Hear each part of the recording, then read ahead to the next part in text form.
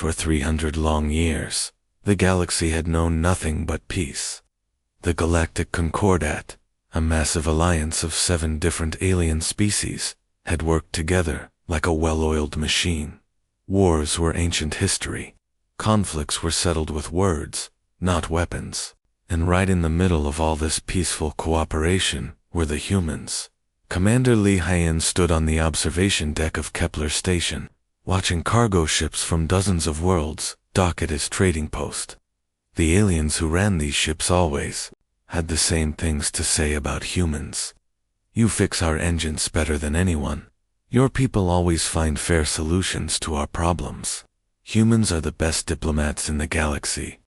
Li Haiyan smiled at these compliments, but sometimes he wondered what these alien friends would think if they knew the real history of his species. Earth's past was filled with terrible wars, advanced weapons, and a warrior culture that had once consumed entire continents. But that was ancient history now. The aliens only knew humans as the galaxy's problem solvers and peacemakers down in the engineering section of the station. 26-year-old Park Soo was having a frustrating day. She had been tracking some weird energy readings coming from the dark space beyond the outer rim. Every time she brought these readings to her alien colleagues, they just shrugged and said it was probably just cosmic background radiation. Nothing to worry about. The Zephyrian chief engineer had patted her shoulder earlier that morning. Park Soo, you humans always worry too much about small details. The galaxy is at peace. These readings are just space noise. But Park Soo wasn't convinced. She had studied these patterns for weeks now, and they didn't look random. They looked organized, purposeful, like something was moving out there in the darkness between the stars. Her Altarian friend, a blue-skinned scientist named Kevel, found her staring at the monitor again during lunch break. "Still looking at those readings?" he asked, his voice gentle but dismissive. "You know, in my 300 years of life, I've never seen anything dangerous come from dark space. The universe is a peaceful place now." Park Soo nodded but didn't look away from her screen. All around the galaxy, billions of beings went about their daily lives without fear. They traded goods, shared technology, and solved problems together. The idea that something dangerous could threaten their perfect peace seemed impossible to most of them. The alien species had grown comfortable in their safety. They had advanced energy weapons for ceremonial purposes, elegant shield technology for protection against space debris, and beautiful ships designed more for comfort than combat. Their military forces were small and used mainly for peacekeeping, missions and rescue operations. What they had forgotten, or perhaps never truly understood, was that peace sometimes comes with a price, and sometimes that price must be paid by those who remember how to fight. The emergency alert that shattered the galaxy's peace came from Alteron Prime, a beautiful world known for its crystal cities and peaceful inhabitants. The transmission started normally enough, a routine status update from the planetary defense grid. Then something went horribly wrong. "Unknown contacts detected at system edge," came the voice of the Alteron controller, his tone shifting from boredom to concern. "Large objects moving at impossible speeds. Sending scouts to investigate." For the next 17 minutes, fragments of desperate communications reached the nearby systems. "They're not ships. They're something else. ... Energy weapons have no effect. ... They're tearing apart our orbital stations." Then, nothing but static. Captain Kim Tae was commanding a supply convoy 3 systems away when the Centauri Defense Fleet received orders to investigate. He watched from his bridge as the most advanced alien warships in the galaxy jumped to hyperspace, their sleek hulls gleaming with confidence. These were vessels that had kept peace for centuries, equipped with energy shields that could deflect asteroid impacts and plasma cannons that could vaporize mountains. When the fleet arrived at Alteron Prime, what they found defied everything they thought they knew about warfare. The crystal cities were gone, reduced to scattered debris floating in space. The planet's surface looked like it had been scraped clean by some massive machine. But worse than the destruction was what had caused it. Millions of mechanical entities swarmed through the system like hungry insects. They weren't ships in any traditional sense. They looked more like living metal, constantly shifting and changing shape. Some were as small as fighters, others as large as space stations. They moved with purpose, stripping metal from the destroyed cities and growing larger with every piece they consumed. The Centauri defense fleet opened fire with everything they had. Plasma beams, particle cannons, and energy torpedoes lit up space in a brilliant display of alien technology. For a moment, it looked like the weapons were working. Several of the mechanical creatures were destroyed in bright explosions. But then something terrifying happened. The surviving entities began to change.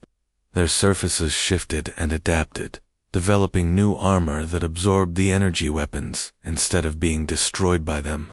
Within minutes, the same weapons that had killed the first wave were completely useless against the rest. Captain Kimte watched in horror as the proud alien warships were torn apart, piece by piece.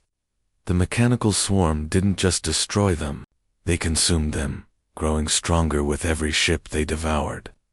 The fleet's final transmission was a single word: run.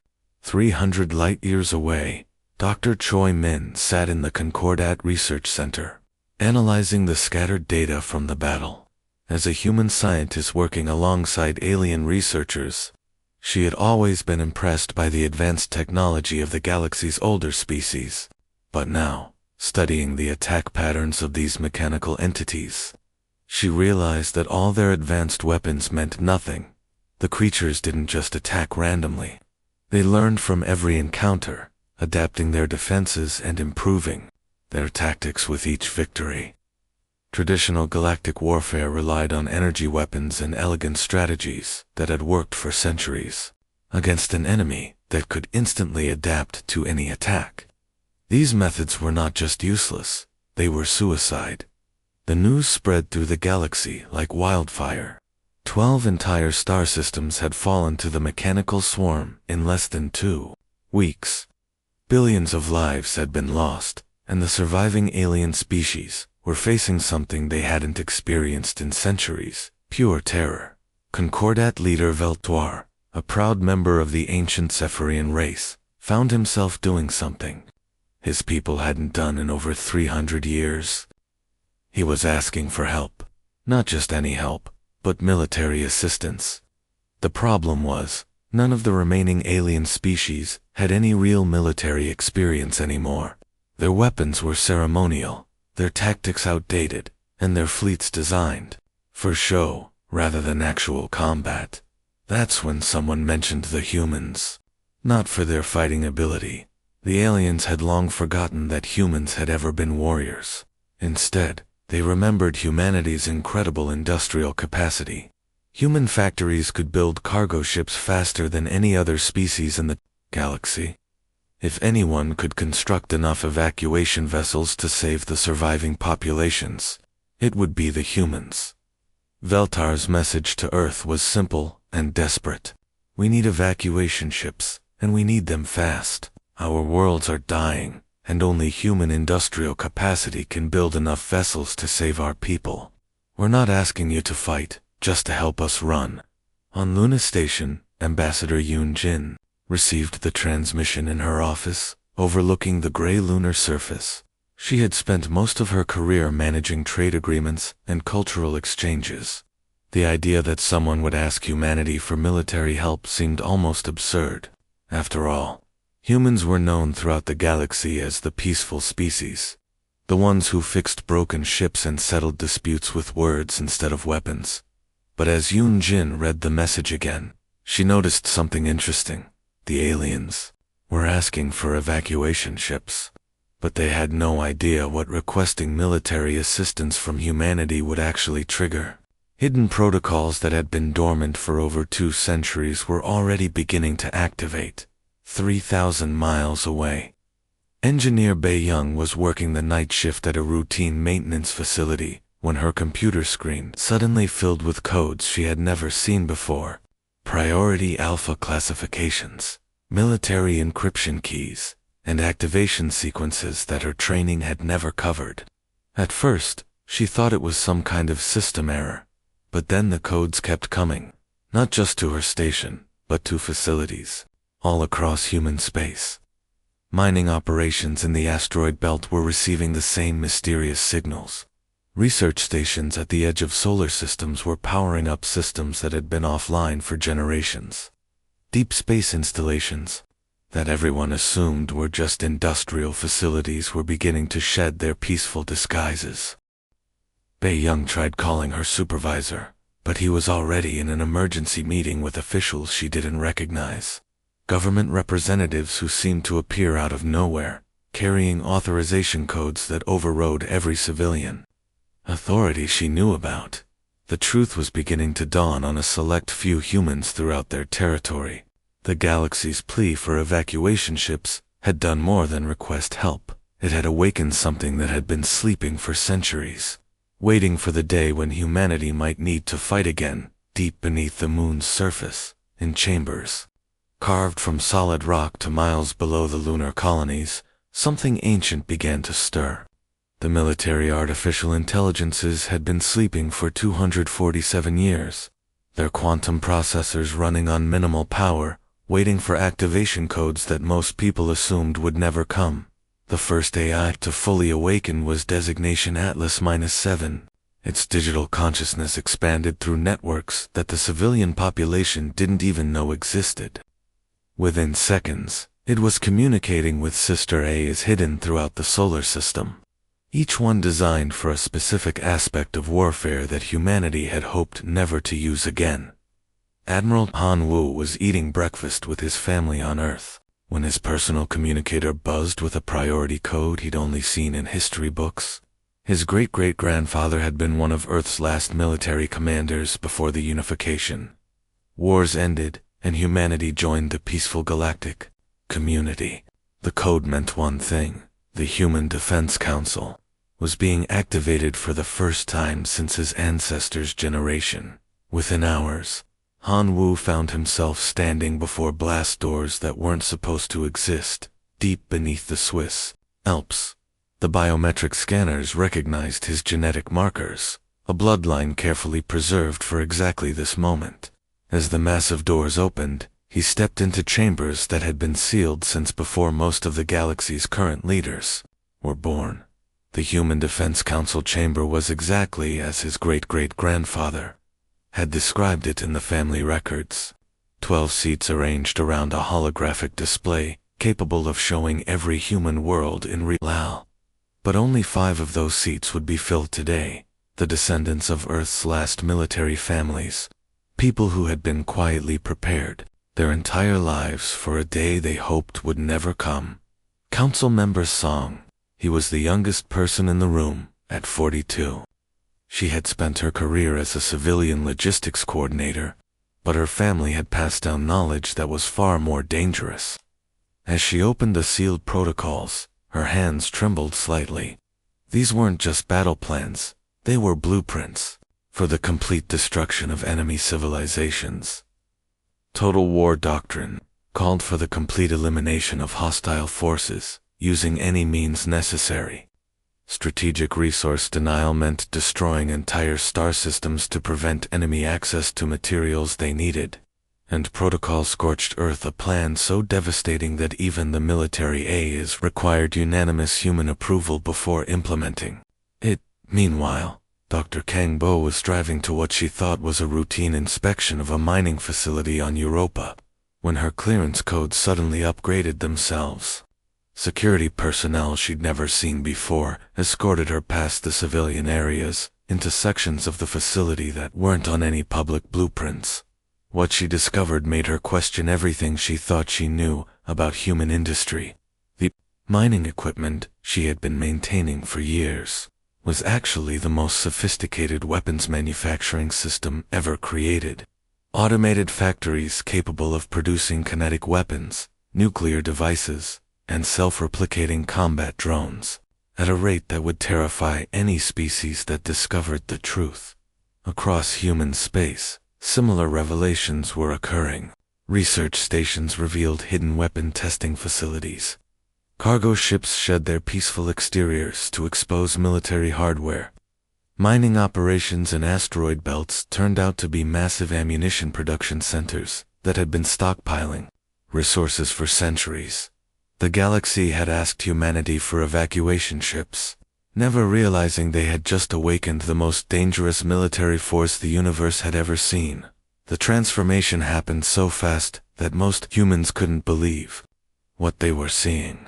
Station Commander Ohian had been running what he thought was a simple asteroid mining operation for 15 years. The facility processed raw materials and shipped them throughout human space. Nothing unusual about that. But when the activation codes arrived, everything changed in a matter of hours. Ohian watched in amazement as his mining station began to reshape itself. Automated systems that he'd never known existed started pulling away fake wall panels and civilian equipment. What looked like or processing machinery folded back to reveal weapon systems that had been hidden in plain sight for decades. The massive mining lasers that he'd used to break apart asteroids suddenly rotated on new mounting systems, their targeting computers coming online for the first time. "Sir," his assistant called out, staring at a monitor in disbelief. "These aren't mining lasers at all. According to these specifications, they're planetary bombardment weapons. Each one could level a city from orbit." The cargo ships docked at the station were undergoing their own transformations. Hull panels slid away to expose missile tubes and defensive systems. What had appeared to be simple freight haulers were revealing themselves as military supply vessels, complete with armor plating and weapons that could defend entire convoy fleets. Captain Namjoon was having an even more shocking experience aboard his research vessel, the Peaceful Explorer. For 8 years, he'd commanded what everyone believed was a scientific ship designed to study distant star systems. His crew conducted legitimate research, published papers, and made genuine discoveries about alien cultures and planetary systems. But when the military protocols activated, Namjoon discovered that his ship had been living a lie. The Peaceful Explorer began to transform around him like something from a nightmare. The research labs folded away to reveal ammunition storage. The observation decks retracted to expose massive gun turrets. The ship's elegant hull split open in sections, extending additional armor plating and weapon systems that had been hidden beneath the surface. "Captain," his weapons officer called out, and Namjoon suddenly realized that his navigation specialist had actually been trained in military combat systems all along. "All weapon systems are coming online. We're reading full power to the main cannons, defensive grids are active, and the combat AI is requesting permission to run targeting drills." The ship's computer announced in a calm voice, "Dreadnought. Destroyer configuration complete. All systems nominal. Awaiting combat orders." Namjoon stared at the tactical display that now dominated his bridge, showing weapon ranges and targeting solutions that could destroy entire fleets. Throughout human space, similar scenes were playing out on hundreds of installations. Mining colonies revealed themselves as weapons production facilities. Trading posts shed their peaceful appearances to become forward military bases. Even passenger liners were transforming, exposing hidden troop compartments and medical facilities designed for treating battle casualties. The most shocking discovery came when civilian workers realized that many of their colleagues had been carrying military training their entire careers. Engineers who seemed to only know how to fix civilian equipment suddenly demonstrated expert knowledge of weapon systems. Cargo pilots revealed advanced combat flying skills. Even medical staff began preparing for battlefield surgery techniques they supposedly had never learned. The galaxy's peaceful trading partners were disappearing, replaced by the most sophisticated military force that had ever existed in known space. When the human fleet finally assembled, It looked nothing like the beautiful warships that other alien species had built over the centuries, where alien vessels were smooth and elegant. With curved hulls and glowing energy weapons, the human ships were angular, brutal, and built for one thing only: winning wars through overwhelming force. Admiral Shin Ho stood on the bridge of his flagship, the Iron Thunder, watching as more vessels joined the growing fleet. These weren't the ceremonial ships that aliens used for parades and diplomatic missions.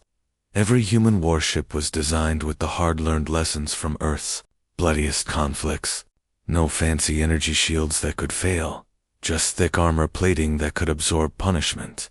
No elegant beam weapons, just massive kinetic cannons that could punch through any defense with pure physical force.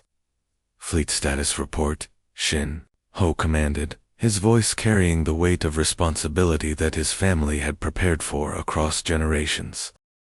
237 dreadnoughts ready for combat, sir, came the response.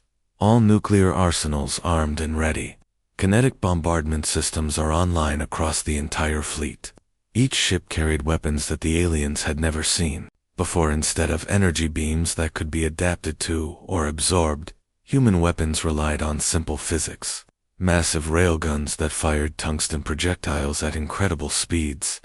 Nuclear warheads that released devastating amounts of energy through atomic reactions.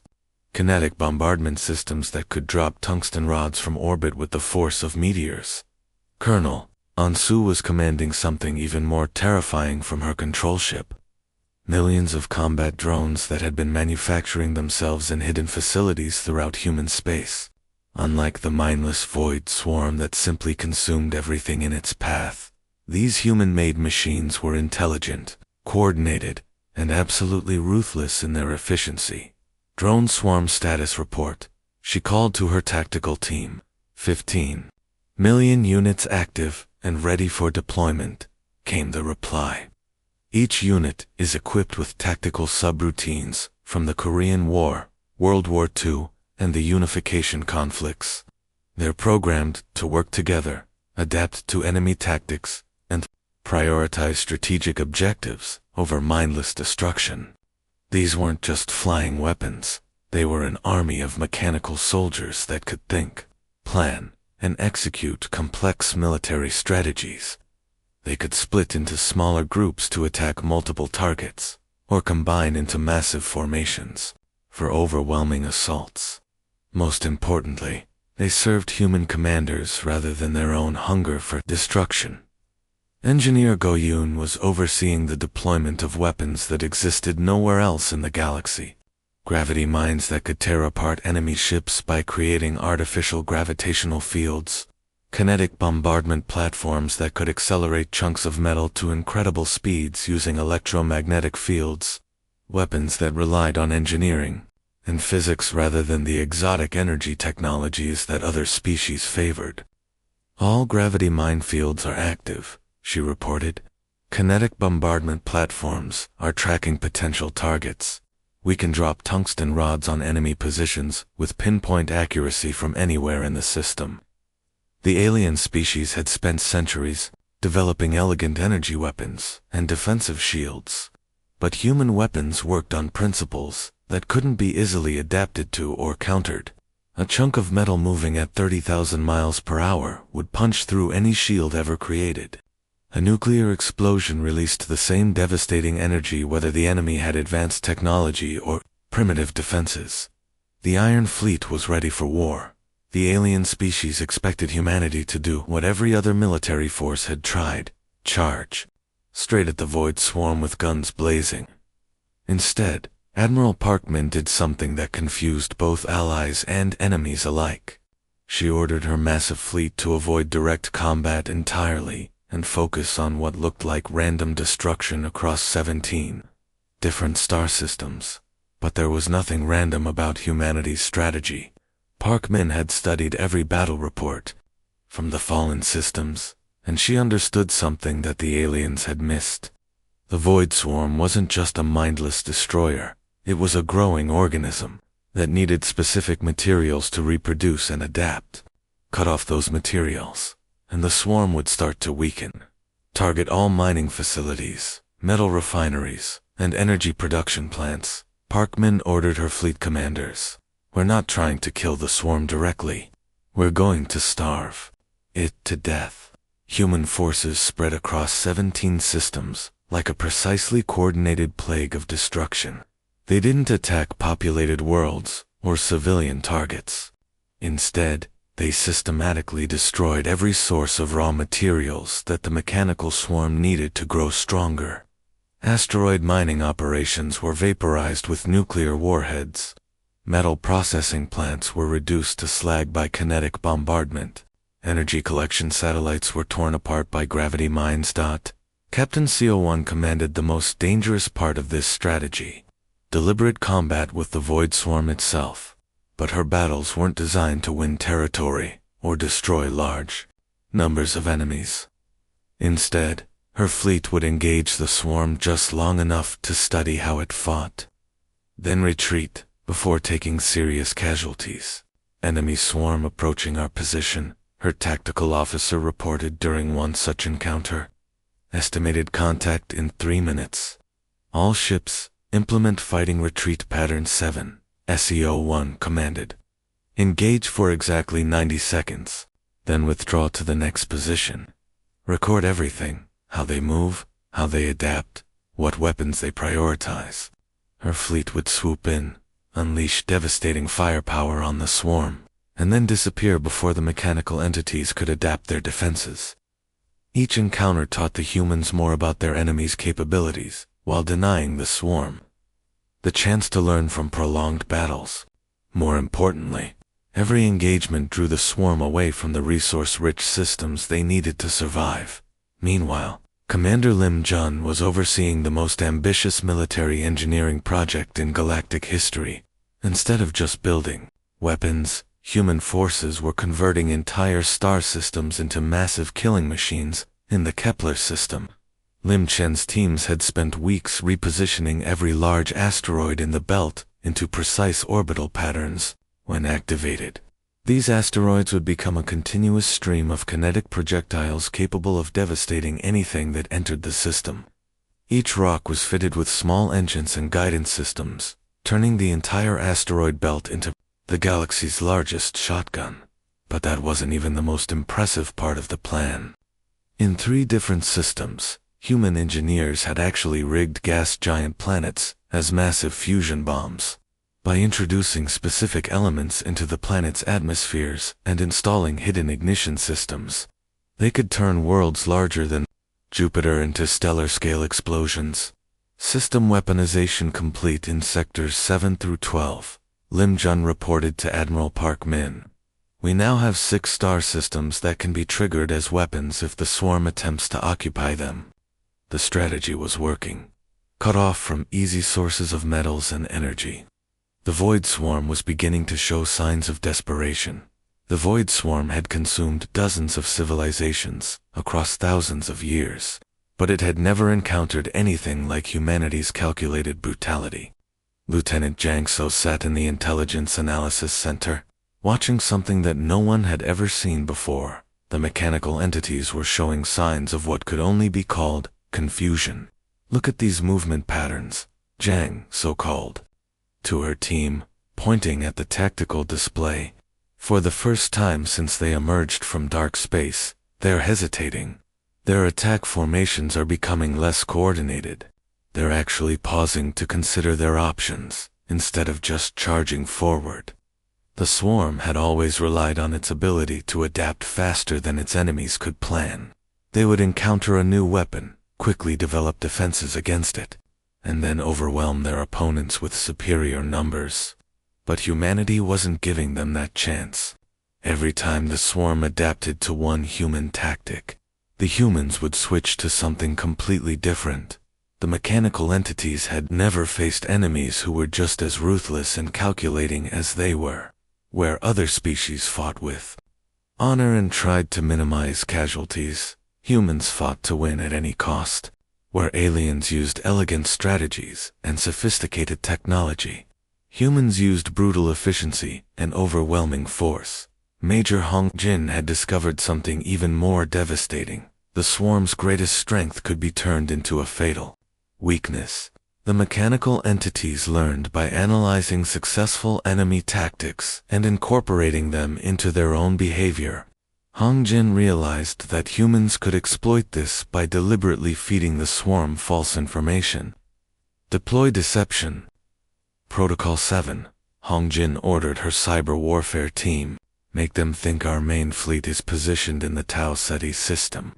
Let their scouts see fake energy signatures and false troop movements. Her teams had created elaborate deceptions using sensor drones, holographic projectors, and fake communication signals. The swarm scouts would detect what appeared to be massive human military installations, analyze the false data, and then adapt their tactics to counter threats that didn't actually exist. By the time they realized the deception, human forces would be attacking from completely different directions with entirely different weapons. The swarm began making tactical errors for the first time in their existence. They would prepare defenses against energy weapons that humans weren't using, or position themselves to counterattacks that never came. Their learning protocols, which had made them nearly invincible against other species, became a liability when facing human deception. Tactics. Colonel Wan, he was commanding the operation that would finally corner the increasingly confused and desperate swarm, using a combination of fake retreats and strategic resource denial. Human forces had gradually herded the mechanical entities into the graveyard system, a dead star system with no planets, no resources, and no escape routes. All units report. Ready? Wan, he announced to her fleet. Kinetic bombardment platforms are in position. Nuclear minefields are active. Gravity weapons are charged and targeting the center of the swarm formation. The mechanical entities found themselves surrounded by every type of human weapon imaginable. Massive kinetic bombardment platforms that could drop tungsten rods with the force of nuclear weapons. Gravity mines that could create artificial black holes. Nuclear devices powerful enough to crack moons. And millions of combat drones programmed with the tactical knowledge of humanity's bloodiest wars. For the first time in their existence, the Void Swarm faced the possibility of complete annihilation. They had finally encountered an enemy that was just as merciless as they were, but far more intelligent about how to apply that ruthlessness. The swarm had learned to fear. The final battle lasted only 6 hours, but it changed the galaxy forever. Surrounded and outmaneuvered in the dead graveyard system, the Void Swarm faced something they had never experienced in thousands of years of conquest: total defeat. The mechanical entities that had seemed invincible just weeks before were being systematically destroyed by humans' weapons that they couldn't adapt to fast enough. When the swarm's remaining forces finally retreated into the darkness between stars, they left behind the wreckage of their entire invasion force. The galaxy was safe, but the cost of that safety was the end of an age of innocence that had lasted for centuries. Admiral Ro Yan stood on the bridge of her flagship, watching the last of the swarm's ships disappear into hyperspace. Around her, the massive human warfleet that had saved the galaxy began the process of returning to their peaceful disguises. It was almost surreal to watch weapons of unimaginable destruction transformed back into the mining ships and research vessels that the aliens had always believed them to be. Begin deactivation Protocol 7. Ro Yun ordered her fleet commanders. All vessels returned to civilian configuration. Weapon systems to standby mode. Resume standard commercial operations. Across human space, the transformation happened in reverse. Massive kinetic bombardment platforms folded their weapon arrays and extended mining equipment. Dreadnought-class destroyers powered down their nuclear arsenals and activated scientific sensors. Military bases retracted their defensive systems and resumed operations as trading posts and research facilities. The most difficult part wasn't hiding the weapons. Again, it was helping the civilian human population understand what had just happened. Millions of people had discovered that their peaceful society had been secretly maintaining the most powerful military force in the galaxy. Engineers who thought they worked at mining facilities learned they had been building weapons. Cargo pilots discovered their ships could transform into fighters. Even medical staff realized they had been trained for battlefield surgery without knowing it. Ambassador Li Jin found herself facing the most challenging diplomatic mission in human history. The reformed Galactic Concordat was meeting for the first time since the crisis, and every alien representative was looking at humanity with a mixture of gratitude and fear. The human species wishes to assure all members of the Concordat that we remain committed to peace, Li Jin announced to the assembly. Our military actions were taken only in defense of all civilized species against a common threat. Now that the threat is gone, we return to our role as builders and mediators. But even as she spoke the words, Li Jin could see the doubt in the alien leader's eyes. The elegant Cephrians, who had once seen humans as simple mechanics, now knew they were descendants of warriors. The peaceful Altarians who had trusted human diplomats now realized those same humans could destroy planets from orbit. Leader Veltar, whose desperate plea for evacuation ships had started this entire revelation, spoke for many when he said, "We are grateful beyond words for humanity's intervention, but we must ask, if your people could hide such military capabilities for centuries, what else might you be capable of?" The question hung in the air like a challenge. Li Jin smiled diplomatically, but she knew the truth. The galaxy would never again underestimate the quiet species that fixed their ships and mediated their disputes. Within months, human traders and engineers had resumed their peaceful work throughout the galaxy.